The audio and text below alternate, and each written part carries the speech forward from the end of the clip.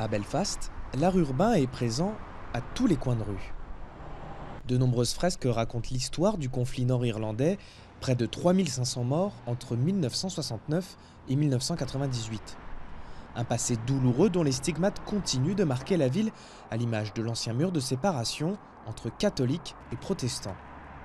Aujourd'hui, les artistes nord-irlandais veulent donner un nouveau visage à la ville avec, pour seule arme, une bombe de peinture.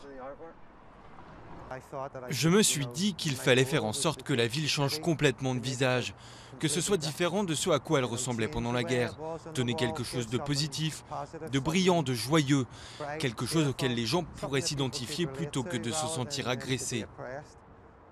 Spécialiste des portraits, cet ancien DJ au chômage peint aussi bien les stars que les sans-abri. Sa dernière série en date lui a valu le surnom de Banksy de Belfast, en référence à l'artiste britannique. Aujourd'hui, on dénombre plus d'une centaine d'œuvres de street art dans les rues de la capitale nord-irlandaise, et si la plupart des artistes se disent apolitiques, leurs peintures ne sont pas dénuées de messages. À l'image de cette immense fresque où deux flèches transpercent une colombe de la paix. L'une symbolise le catholicisme, l'autre le protestantisme. À Belfast, religion et politique ne font qu'un. C'est un peu le bordel. Il y a beaucoup de colère sous-jacente ici. Beaucoup de gens sont contre les dirigeants parce que nos dirigeants sont vraiment nuls. Donc beaucoup de gens sont en colère à cause de pas mal de choses. Et ils expriment cela à travers leur art. Et le street art en fait partie.